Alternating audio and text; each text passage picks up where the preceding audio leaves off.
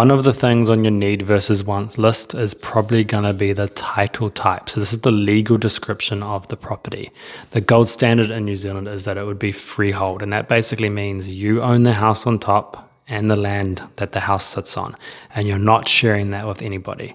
The problem is that those are the most desirable and therefore the most expensive. So second to that would be cross leases, and you can kind of think of these as they were once freehold, but somebody's come along and cut them in half or thirds or quarters and put separate house on. And these are still pretty good.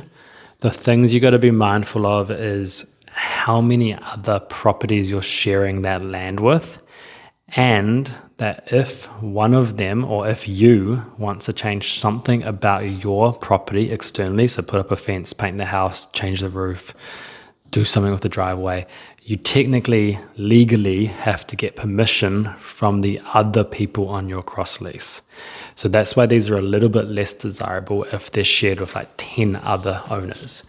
Things like driveways would be shared and other easements.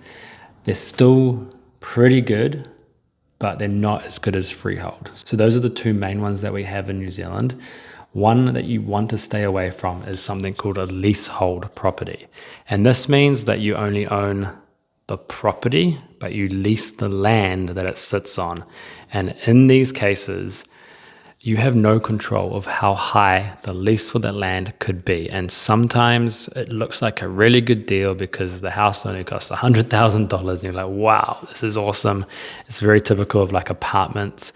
And then you have to pay ground rent, and that ground rent could go from $21,000 a year up to $40,000, up to $60,000, and they're just very hard to resell.